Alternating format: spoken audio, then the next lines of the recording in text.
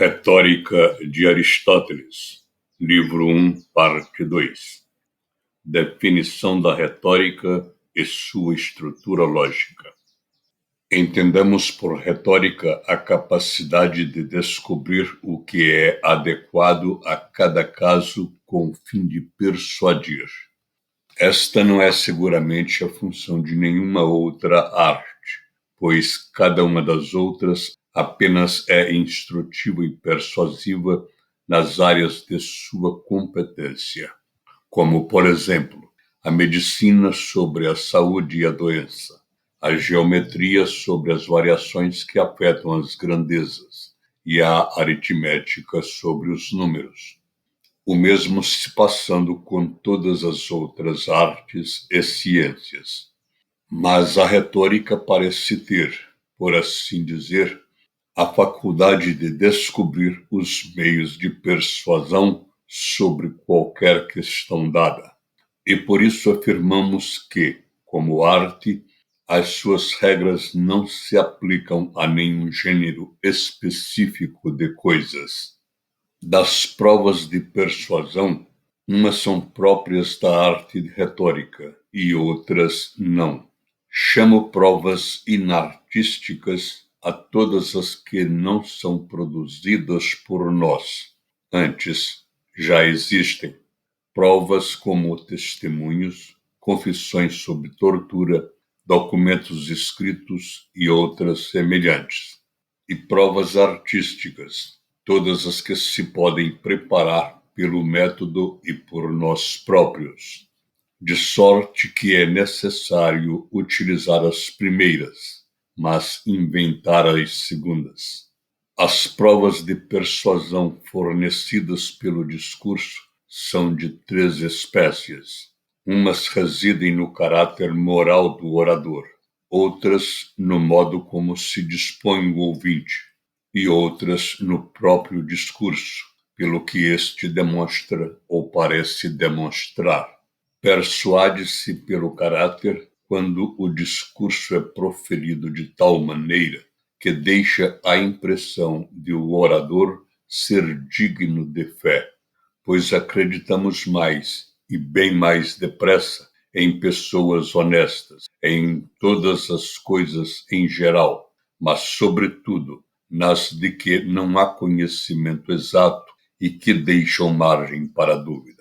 É, porém, necessário que esta confiança seja resultado do discurso e não de uma opinião prévia sobre o caráter do orador, pois não se deve considerar sem importância para a persuasão a probidade do que fala, como, aliás, alguns autores desta arte propõem, mas quase se poderia dizer que o caráter é o principal meio de persuasão.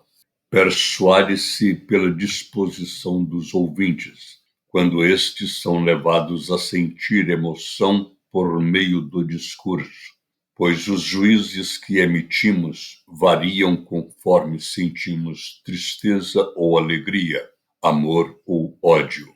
É desta espécie de prova, e só desta que, dizíamos, se tentam ocupar os autores atuais de artes retóricas.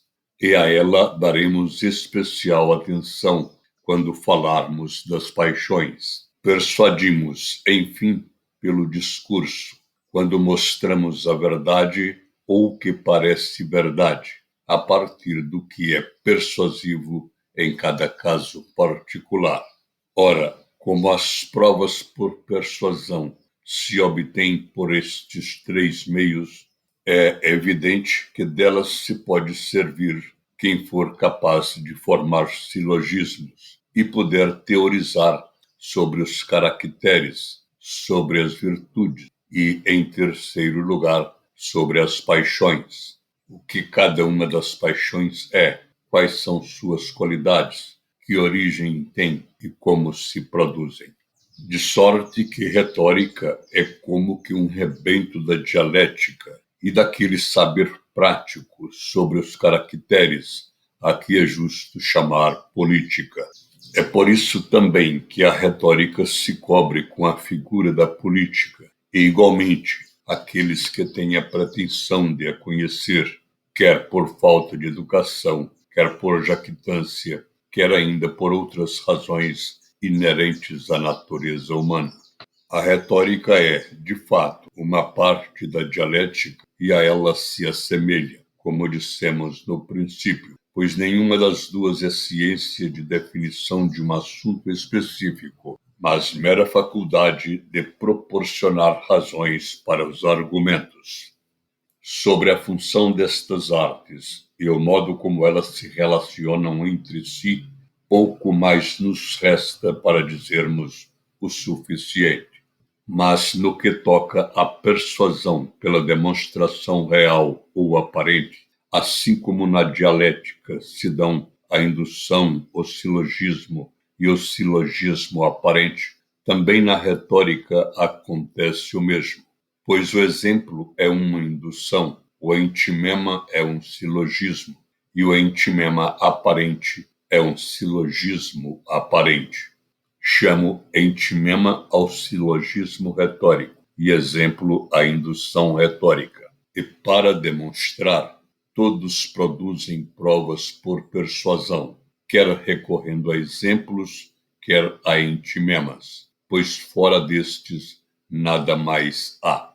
De sorte que, se é realmente necessário que toda a demonstração se faça ou pelo silogismo, ou pela indução, isso é para nós claro desde os analíticos, então importa que estes dois métodos sejam idênticos nas duas artes. Quanto à diferença entre o exemplo e o entimema, ela está clara nos tópicos, pois aí já se falou do silogismo e da indução. Demonstrar que algo é assim na base de muitos casos semelhantes é, na dialética, indução e na retórica, exemplo. Mas demonstrar que, de certas premissas, pode resultar uma proposição nova e diferente só porque elas são sempre ou quase sempre verdadeiras, a isso se chama em dialética silogismo e em timema na retórica. É também claro que cada uma destas espécies retóricas tem o seu mérito, pois o que foi dito na metódica aplica-se igualmente aqui. De fato, uns exercícios retóricos são paradigmáticos e outros entimemáticos, e, de igual modo, uns oradores são melhores em exemplos e outros em entimemas. Não são, portanto, menos persuasivos os discursos baseados em exemplos, mas os que se baseiam em entimemas são mais aplaudidos. Da causa destas diferenças e do modo como se deve usar cada um deles, falaremos mais adiante. De momento, tentaremos definir um e outro com mais precisão. Atendendo a que o persuasivo é persuasivo para alguém, ou é persuasível e crível imediatamente e por si mesmo, ou parece sê-lo porque demonstrado mediante premissas persuasivas e convincentes, e atendendo a que nenhuma arte se ocupa do particular. Por exemplo, a medicina, que não especifica o que é remédio para Sócrates ou Calhas, mas para pessoas da sua condição, pois isso é que é próprio de uma arte, já que o individual é indeterminado e não objeto da ciência. Tampouco a retórica teorizará sobre o provável para o indivíduo, por exemplo, para Sócrates ou Hípias, mas sobre o que parece verdade para a pessoa de uma certa condição, como também faz a dialética, pois também esta não forma silogismo de premissas tomadas ao acaso, ainda que assim pareça aos insensatos, mas das que o raciocínio requer, e a retórica forma-os da matéria sobre que estamos habituados a deliberar. A função desta consiste em tratar das questões sobre quais deliberamos e para as quais não dispomos de artes específicas, e isto perante um auditório incapaz de ver muitas coisas ao mesmo tempo ou de seguir uma longa cadeia de raciocínios. Nós deliberamos sobre as questões que parecem admitir duas possibilidades de solução, já que ninguém delibera sobre as coisas que não podem ter acontecido, nem vir a acontecer, nem ser de maneira diferente, pois nesses casos não há a fazer. É possível formar silogismos e tirar conclusões tanto de coisas antes estabelecidas pelo silogismo, como de premissas de que se não formou o silogismo, mas que o requerem por não serem correntemente aceites. Destas duas linhas de raciocínio, a primeira cadeia de silogismos é, necessariamente, difícil de seguir a sua extensão, pois se supõe que o juiz é uma pessoa simples. E a segunda não é persuasiva, porque as premissas nem são admitidas por todos, nem são plausíveis. De sorte que é necessário que o entimema e o exemplo se ocupem de coisas que podem ser, para a maior parte, também de outro modo. O exemplo como indução e o entimema como silogismo, formado de poucas premissas e, em geral, menos do que as do silogismo primário. Porque, se alguma destas premissas for bem conhecida, nem sequer é necessário enunciá-la, pois o próprio ouvinte a supre. Como, por exemplo, para concluir que Dorieu recebeu uma coroa como prêmio da sua vitória, basta dizer, pois foi vencedor em Olímpia, sem que haja necessidade de se acrescentar a Olímpia a menção da coroa, porque isso toda a gente o sabe.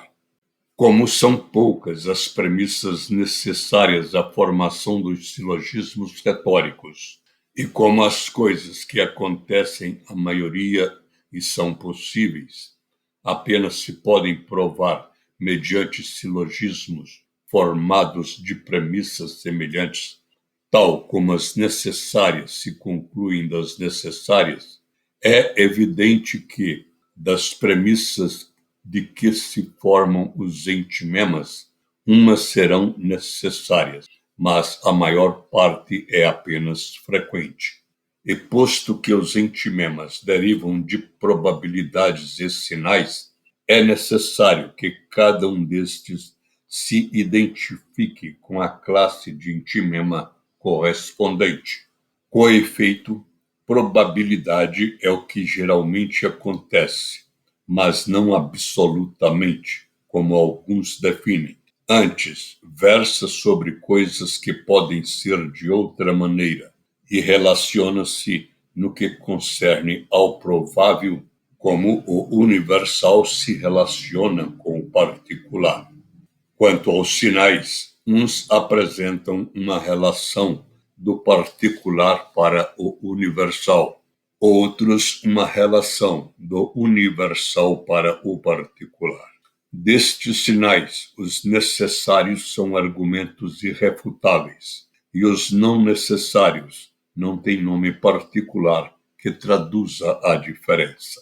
Chamo, portanto, necessários aqueles sinais a partir dos quais se pode formar um silogismo. E por isso é argumento irrefutável o que entre os sinais é necessário, pois quando se pensa que já não é possível refutar uma tese, então pensa-se que se aduz um argumento concludente ou irrefutável, como se o assunto já estivesse demonstrado e concluído, visto que tecma, conclusão, e peras, fim, significam o mesmo na língua antiga. De entre os sinais, um é como o particular em relação ao universal. Por exemplo, um sinal de que os sábios são justos é que Sócrates era sábio e justo. Este é, na verdade, um sinal, mas refutável, embora seja verdade o que se diz, pois não é suscetível de raciocínio por silogismo. O outro, o sinal necessário, é como alguém dizer que é sinal de uma pessoa estar doente e ter febre, ou de uma mulher ter dado à luz ou ter leite.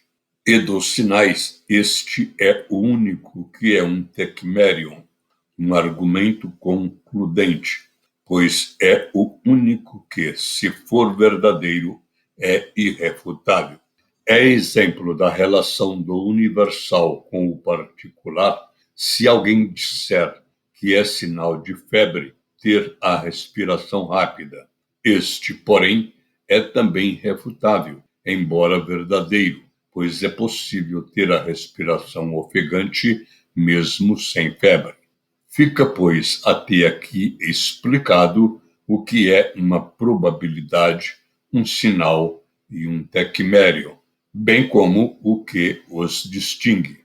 Foi, porém, nos analíticos que estes foram mais explicitamente tratados, bem como a razão pela qual certas proposições são impróprias para o silogismo e outras são adequadas à sua formação. Já referimos que o exemplo é uma indução e de que coisas esta indução se ocupa.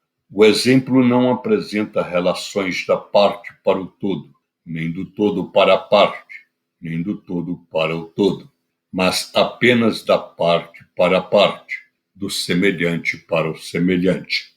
Quando os dois termos são do mesmo gênero, mas um é mais conhecido do que o outro, então há um exemplo, como quando se afirma que Dionísio tenta a tirania porque pede uma guarda, pois também antes Pisístrato, ao intentá-la, pediu uma guarda e converteu-se em tirano, mal a conseguiu.